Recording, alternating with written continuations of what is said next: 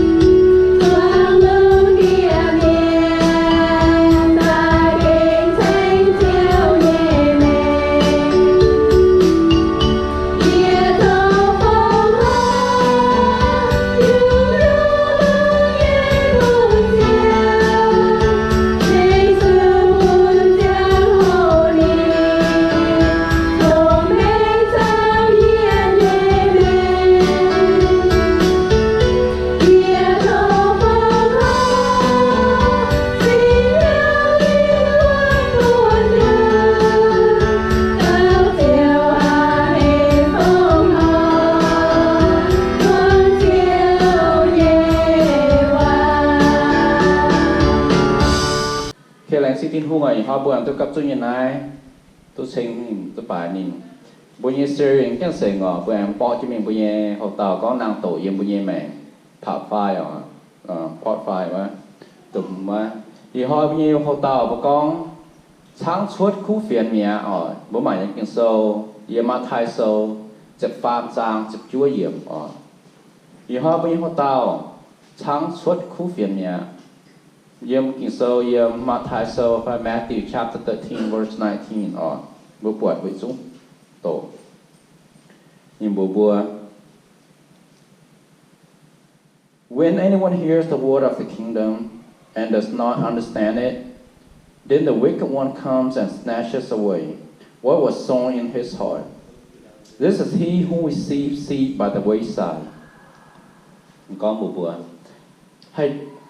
Hãy đót cháu quá tệ nghiêm xây háng miền hải chinh hùng dầu chiếu cún miền nhẹ khu phiền. Bà mãi mình bẻ. Nhớ nên bùa nhẹ hiếu quá tệ khu phiền. Hoàng ó quá tàu tài sáng xuất nhẹ bùa nhẹ hồ tàu hình hỏi sẽ con sáng xuất nhẹ We see in the parable in Matthew chapter 7 about two houses. One is built on a rock and another one was built on the sand. Bố mạng bố nhẹ và bây giờ mà thay sâu bố tức bột thảo y nông béo. Mà nông béo cốm yếm là bế của ngoài. Mà nông béo cốm tại yếm sẽ siêu của ngoài. Bố bẩn thì nông béo họ nọ hãy số tư quân. Họ nọ cả số tư quân. Họ nọ sống quân. Họ nọ cốm thờ khẩu quân. Họ nọ cốm tấm quân. Mà biùng phai mà dẻo tai hắn ông bang hắn ông sủng bang mà. This is a great lesson about the way all Christian faces nang tổ in their life. Bố mang thắm tê và bé non parable này, tê non bia này, buôn thà bùa cái nông hay những giấy buôn buôn thà bùa, ta sẽ như suy miền. Buôn bố mang buôn như mèn, buôn buông số nang tổ như buôn mèn, số buôn bùaไม่ช้าphải số buôn bùa nằm phải số buônไม่làm khảo phải sang hồ. So bùa là khu này phải nên đúa số bùa mà bùa cốm như béo như sạch siêu phải bùa cốm như béo như là biết không ạ bùa hiếu cho con bùa sẽ cốm bùa béo như hàng tòng bùa như béo bùa như sản phim hay uốn như thiên phun One house stood while the other house fell bùa bùa thằng này cốm béo như là biết bèn quả như xe nếu mày lông hay very firm foundation uốn hay như còn đố cốm béo như quả là biết bèn này nếu còn đố sử dụng xù bố như xem phim bố cốm sale Giêsu bố như xem phim bố như còn đố hai bảng hai miệng bảng có bố như còn đố sẽ yếm sale Giêsu tàn bố như xem phim buồn mà làm khảo tao năng tổ tài sang hồ bố như xem phim bảng bố như béo bảng The key to the house that stood was not in the hearing of the word bố hồ thấu bật thảo vì hiểu tụi con nông béo cốm như là bị bệnh quả này nếu có cũng hay chân bôi sáng thì tới số nhiều quả hắn nó dễ không nó bà nếu hiếu thì số tư quân này nông béo này bằng này nếu hay liệu bà nếu chân số nó muốn số nhiều quả chân số nhiều quả số start số tư quân hắn có nó cũng hay hắn điều một con mà cao bảo con hearing and listening có bố hai đi chia bún gõ và xỉu bún nọ để xiang nè bố bố kinh listen là bố ngoan hai bị hiếu này yếm chụp hiếu bố hai con tôi bố hai sầu tôi mình nhiều quá bố sầu nó họ nói bây giờ hồ thảo chỉ tài nghe bố tệ phò phò bố hồ thảo có bây giờ tôi con cầm gì như cháu ta nào tổ cầm gì như cháu tại giết nhiều như sầu bố nghe xem phim cầm gì sầu bố cầm gì sầu bố hiếu cầm gì sầu bố cầm gì là bố ngoan tại bố biệt thảo tại nhiều bố ngoan thì cũng nhiều quá be disobedient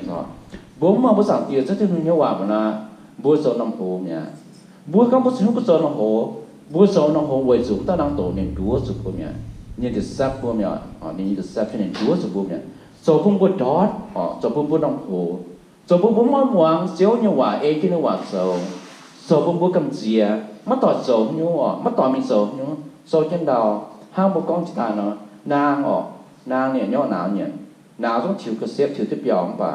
nàng này mảng cái nào nàng cầm gì tại nàng biểu nàng nhỏ tại nó hắn nó tao nàng tổ nên rồi cháu thì chắc bông bùa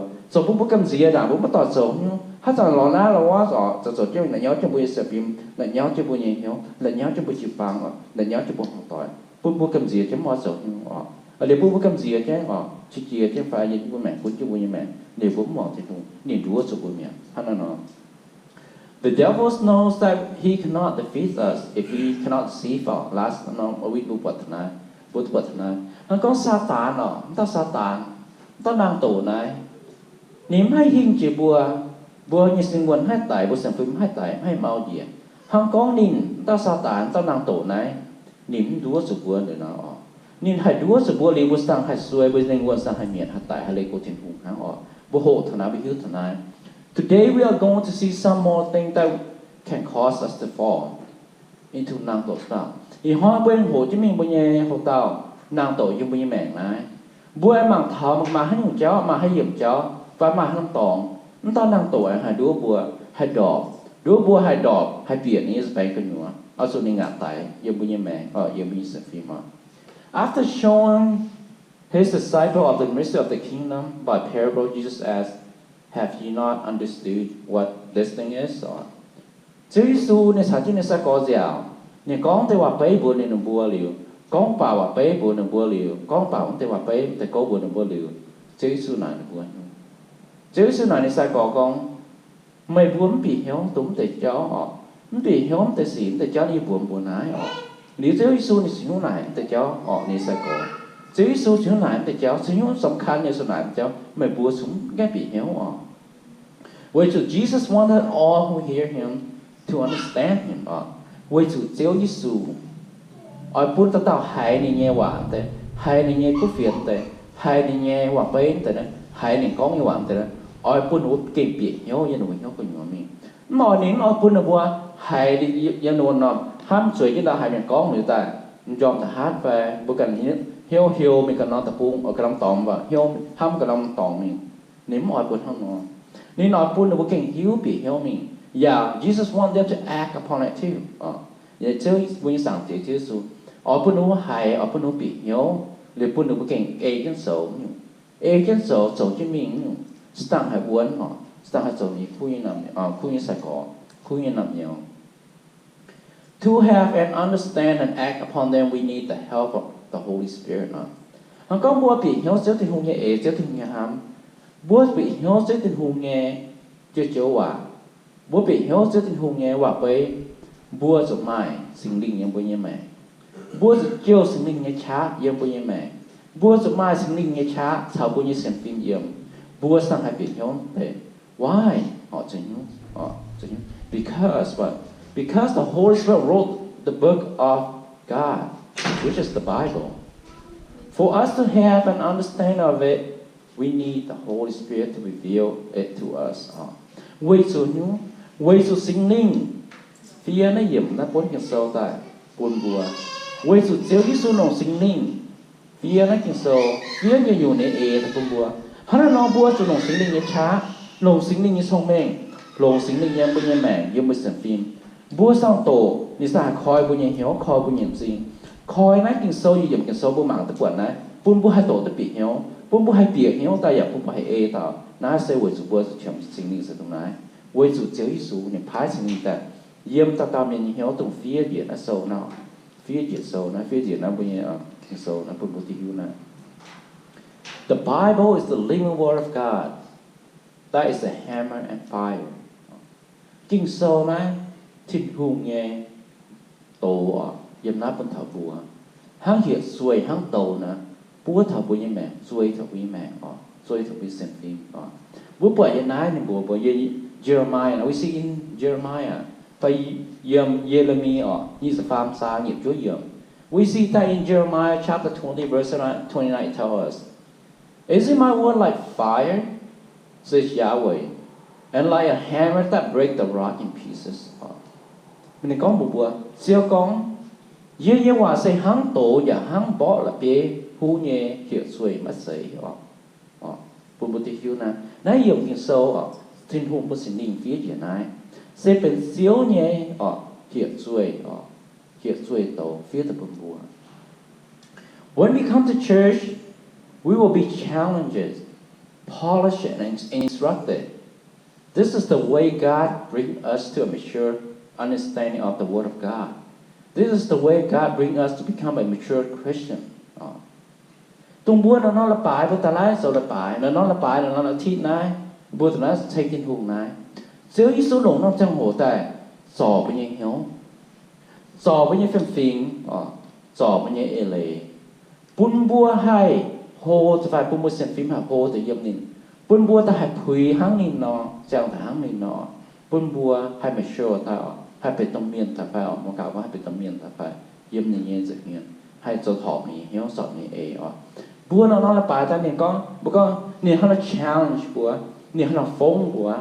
nên nó sọ búa nên nó giả búa với sự búa ta thọ nó tòng Sunday nó là bài tòngนะnên bề giờ nó tòng phong búa tôi xem nínนะtôi phụ sự nín tôi ham nínนะtôi chiềuนะvới sự nó hỏi có búa búa sự như yếm bề mẹ yếm búa hong tỏi mẹ yếm búa mẹ mà nhưng mà lại nhau khẩu bề hiếu lại nhau khẩu bông khẩu phán bả nó họ búa bề cái ta này búa xem búa sáng thì sẽ thực hùng búa mai như nhiều là nhau cháu búa ta thà đi giờ hiền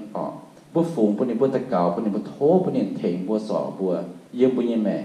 búa xem phim mau búa thố này sao búa yếm nãy sẽ búa phụng giờ nhiều búa này nên sai sọ giờ búa như búa xin sọ giờ búa như xem phim sọ giờ búa như hiếu mau búa như hiếu mà chát như nhưng nhiều sọ búa nít như họ bị như thế nên sao sọ giờ sao polish thế đi búa hồ thà búa hiếu thà búa ta thà nãy búa xin thế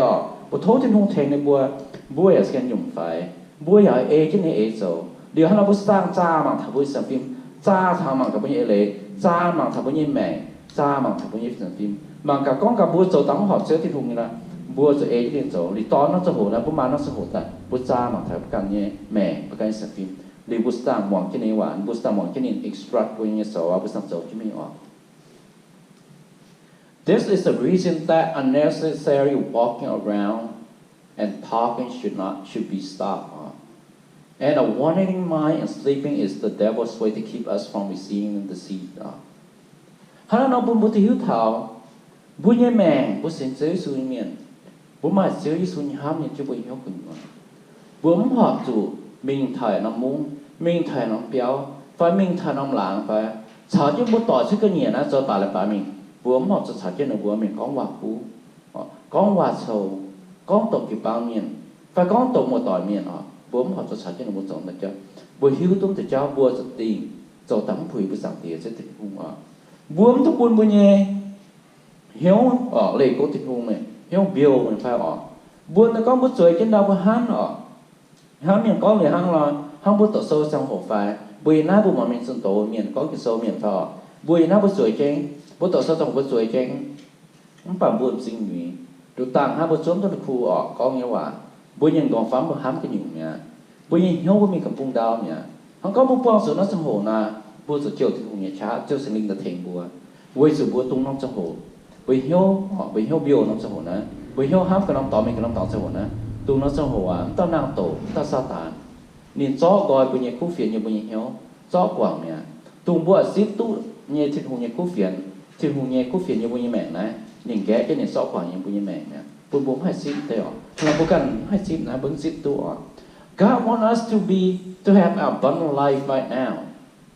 God wants us to be the head, not the tail. God wants us to be the top, not the bottom. Thiên hùng phun bố nhé mẹ, ý sản bố chẳng trên nông sẽ hồ mẹ nè. Nếu mà mai phun là nhau cháu ta hỏi bùa. Nếu mà phun nó bèn thì cũng thật bố nhé mẹ. Nếu mà phun ngoài cháu cũng thật bố nhé xem phim bỏ. Nếu mà phun ngoài cháu cũng thật bố hoàng tỏi, biệt thật bố hoàng tỏi. Ý sản nông trong hồ ná, bố chẳng ná bố mà mẹ chạy ra. Thiên hùng ở phun bố nhé mẹ. Mai trên yêu như mẹ, mà trên yêu như mẹ. Phun bố nhé hiếu hay mà chỉ dính mà phun yêu sinh như mẹ ngọt. Nên nó phun bố mai tu như hăng. Nếu mà phun bố mai con bố hãy đói tu này, mai như bố mẹ. Con là xuôi cháu nó mai như bố mẹ. Nên bố phun bố khởi yếm của ngoài họ. He wants us to be the top. To be the top in our life. In everything that we do. He don't want us to be in the bottom. Bố xấu như nhiều thiên hùng ở phun bố tu ha. Nếu xảy phúc phun bố ha. Bố xấu như nhiều thiên hùng nếu xả bố yếm. Phun bố tu yếm của ngoài. Mai tu yếm phải yếm hay xuôi. Phải giống nhìn cháu này. Nó dẹp nó. Thiên hùng nếu phun bố xấu tới mình. Quay xuống thiên hùng xả bố yếm. Nên oi phun nhu. God wants us to be fruitful. Thiên hùng ở phun bố nhu. God wants us to be ready for His blessing. So we need to meditate on His word. Pray on Him. Ask Him. Talk to Him. Thiên hùng nếu phun bố mặt phú. Sám qua bố conของphú. Bố ha. nên nhà phu là phun búa thà lầu gì thà bố hoàng tỏi lầu gì thà bố chế lầu gì bố hoàng phun lầu gì thà bố có kịp bao miền chính hùng phu này là phun búa tổng là saoนี่เราใส่ฟูบุญเราน้องจังหัวเนี่ยช่วยจังบัวฮันเราไปหิวจะก้องบัวจะสั่นบัวจะตะเกาบัวจะสั่นบัวตกกินโซบัวจะสั่นอสุตะเกาสักเช่นนี้เกี่ยวเช่นนี้ฝุดสูจังบัวสั่งเกี่ยวเช่นนี้เยี่ยมบุญยังแม่บัวสั่งให้ปุ่นฉังเต้านางโตแต่แช่แต่ช้างชดคู่เฟียนตัวบุตรซิดยังบัวสั่งเกี่ยวเช่นนี้เนี่ยตัวเสี้ยวที่หงปุ่นบัวคู่เนี่ยคู่เฟียนที่หงปุ่นบัวเนี่ยฟูบัวมันตัวปุ่นตะช้างโตช้างชดมีก็บุญเนี่ยช้างชดมีบัวตำตู้นี่ว่าบัวมันตู้ทิ้งหูมีไปอ่อนผมตู้ทิ้งหูจะหนังสาวบุญเยี่ยมบัวสูแล้วเราจะหูบัวจะจุนติบุญเยี่ยมหวังบัวสั่งเตี๋ยจะทิ้งหูเนี่ยว่าบัวจะเขาบัวสั่งเตี๋ยจะทิ้งหูต่อบัวสูนี่สูบุญเสียวบัวมันตัวปุ่นตานางตกแต่ดูว่าบัวเดี๋ยวปุ่นบัวเนี่ยเหี้ยวให้รู้ให้เลยบัวสั่งเตี๋ยจะทิ้งหูกงให้มันตัวจิ๊บเนี่ยคู่เฟียนเนี่ยบุญเนี่ยแม่ในสิ่งที่หูเนี่ยเขาบุญเนี่ยก้องเนี่ยใส่น้ำเนี่ยก้องเลยหน่อยบุญเนี่ยเขาตายเขาก้องช้างชดคู่เฟียนเนี่ยบัวมันตกปุ่นซาตานแต่ช้างชดบุญเนี่ยคู่เฟียนเยี่ยมบุญเนี่ยแม่บุญจิ๊บเนี่ยอยู่ที่หงพายบุญบัวแกงหลงแกงยาวถึงตัวบัวเนี่ยดิ่งวนถึงตัวบัวแสมฟินถึงตัวบัวยังบุญสั่งเตี๋ยเจ้าตัวหงบัวสมัครมันตัวบัวเนี่ยตั้งนางตัวยังบุญเนี่ยแม่กุ้นบุญเนี่ยแม่กุ้นบุญหอบก่อนบุญเนี่ยช้างชดอยู่หลงอยู่ที่หงพายบุญเนี่ยบุญเนี่ยต่อไหวเจ้ายังบุญแม่กุ้นทำบุญเนี่ยแม่ในสิ่งที่หง